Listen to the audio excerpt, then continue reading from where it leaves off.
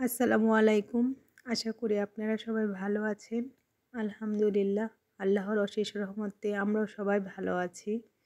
আরেকটা নতুন ভিডিও নিয়ে আপনাদের সামনে চলে এসেছি। এই যে সকালবেলা তৈরি করেছি রুটি আর ডিম ভাজি।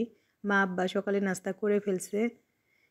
এখন আমরাও সবাই সকালে নাস্তা করে নেব। নূর জান্নাতকেও সকালে নাস্তা খাইয়ে নিছি। নূরের আব্বু খেয়ে ফেলছে, আমিও খেয়ে ফেলছি। আজকে উঠানে অনেক পাতা পড়ছে, তাই ভাবলাম উঠানটা ঝাড়ু দিয়ে নেই। আমি উঠান ঝাড়ু দিবেনছি, আমার ঝাড়ু দিয়ে দেখে আমার মেয়েটা দৌড়ে আসছে আমার কাছে। বুঝি আয়সা বলতেছে যে মা তুমি কি করতেছো? আমি দুষ্টামি করে বললাম যে মা এই যে দেখো না উঠান ঝাড়ু দিতেছি। ও বলতেছে তাহলে আমারও ঝাড়ু দিতে দাও, আমিও তোমার সাথে দিব।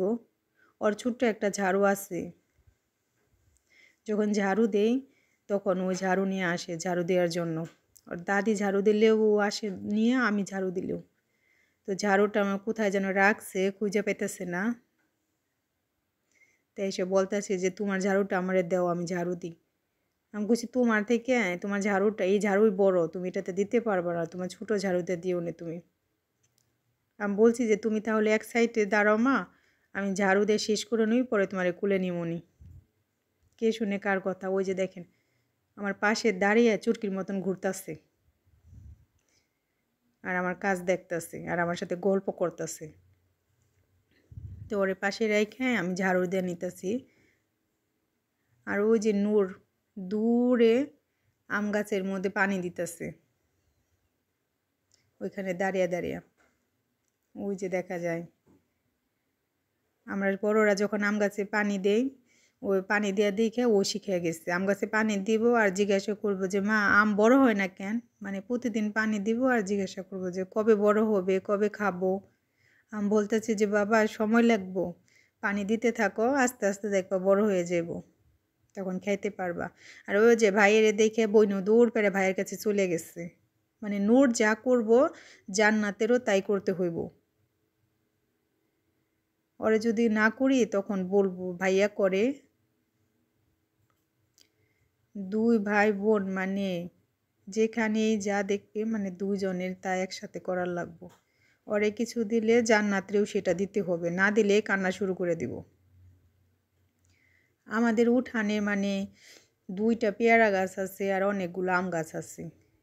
আর এখন গাছের পাতা মনে হয় একটু বেশি ঝরে পড়তেছে। তো দেখা যায় প্রতিদিন কম বেশি অনেকগুলো করে পাতা পড়ে। আর ওগুলো সব ঝাড়ু দিয়ে আমি আর মা ও লিচু গাছের নিচে জমা করে রেখে দিই। পরে যখন অনেকগুলো জড়ো হয়, পরে রোদ্রে শুকিয়ে বস্তায় ভরে রান্না করে নিয়ে যায়। কারণ পাতা দিয়ে আগুন ধরানোটা মানে সহজ হয়, খড়িতে তাড়াতাড়ি ধরে। এই যে আমার ঝাড়ু দিয়ে প্রায় হয়ে গেছে। ঝাড়ু হয়ে গেছে, পরে দুপুরে রান্নাটা শুরু করে দিছি। আজকে দুপুরে রান্না করতে একটু দেরি হয়েছে। আর তরকারিতে তেলের পরিমাণ কিন্তু একদম কম দিছি, কারণ আমাদের একটু গ্যাস্ট্রিকের সমস্যা হইতেছে প্রচুর। আমার শাশুড়ি গ্যাস্ট্রিকটা অনেক বাইরে গেছে, তো এই কারণে তেলের পরিমাণটা মাও বলছে মা যে কয়দিন একটু কম দিতে, তো তাই অনেক কম দিছি। আজকে কুমড়া দিয়ে আর কার্পু মাছ দিয়ে রান্না করতেছি। আর মলা মাসে শুটকি দিয়া সিম দিয়ে আর আলু দিয়ে বিরন করুম, এই যে দিয়ে দিলাম সিমে। আর ওই দিক দিয়ে কুমড়াগুলো আমি কষিয়ে নিতেছি।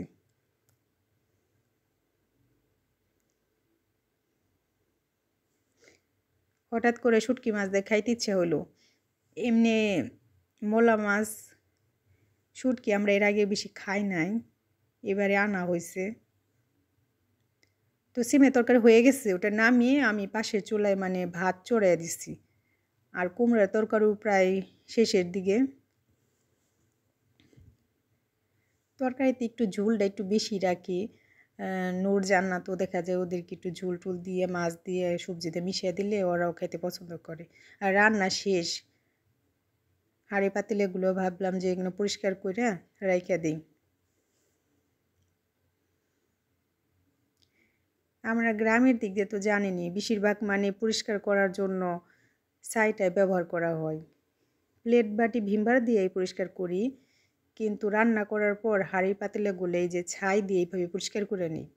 এতে দেখা যায় কি তেল চিটে ভাবটা মানে চলে যায়, আর ওই যে নিচে যে কালিগুলো থাকে ওগুলো সুন্দরভাবে পরিষ্কার হয়।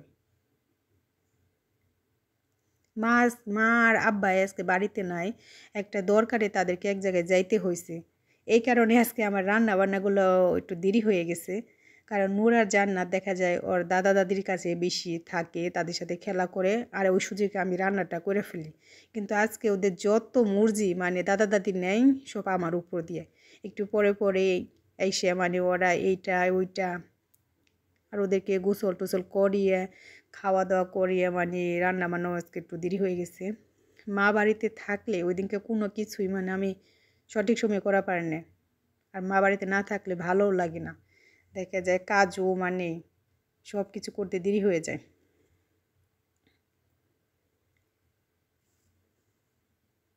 নূর আর জান্নাত একটু পরে পরে জিজ্ঞাসা করতেছে যে মা দাদি কোথায় গেছে, দাদা কোথায় গেছে।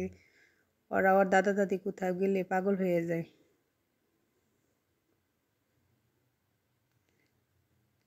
যে হাঁড়িগুলো এটার মধ্যে ভাত আর ওটা তরকারি রান্না করা হয়েছে, তাই ভাবলাম যে তাড়াতাড়ি করে এগুলো ধুইয়া তারপরে গোসল করে নূর জান্নাতকেও খাইয়ে দিব, আমরাও খাইয়ে নিব। হুইল পাউডারটাও শেষ হয়ে গেছে। মারে বলছিলাম যে মা একটু ভীমবার কাইটে রেখে দিই, মা কয় ভীমবারের থেকে হুইল পাউডার দিয়ে মাজতে সুবিধা হয়। তো আমিও মার মতন ওই হুইল পাউডার দিয়ে মাজি, স্যারের সাথে মিশিয়া ভীমবার দিয়ে প্লেট বাটিগুলো ঘরের ভিতরে মাজি। ওই যে পাতিলের নিচে প্রতিদিন মানে অনেক কালি জড়ো হয় রান্না করলে, আরও পাতা দিয়ে রান্না করি আরও মানে একদম কেমন যেন ছড়ানো ছড়ানো কালো থাকে। এই কালিগুলো যদি যে এভাবে ছাই দিয়ে পরিষ্কার করে ফেলি তাহলে দেখা যায় হাঁড়ি পাতিলের নিচের অংশগুলো অনেক সুন্দর দেখা যায়, আর কালিটাও কমে যায়।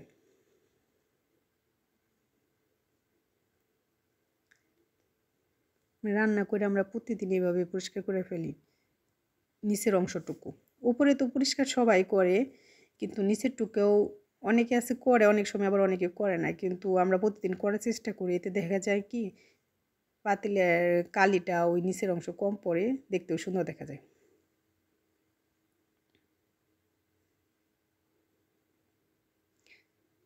এই যে আমার হাঁড়ি পাতিলে মাজা শেষ, এরপর আমি গোসল করে ফেলবো। গোসল করে এই যে গোসলটা শেষ হয়ে গেছে, পরে যে আমি খাইতে বসছি, নূরের আব্বু খাইতে বসছে, নূর জান্নাতকেও খাইয়ে দিব। আমরা সবাই আজকে একত্রে বসছি, শুধু মা আর আব্বা বাড়িতে নাই। তো আমার ভিডিওটা যদি আপনাদের একটুকু ভালো লাগে তবে প্লিজ আমার চ্যানেলটা সাবস্ক্রাইব করে দিবেন। আজ এই পর্যন্ত, আপনাদের সাথে দেখা হবে আর একটা নতুন ভিডিওতে। আসসালামু আলাইকুম, আপনারা সবাই ভালো থাকেন।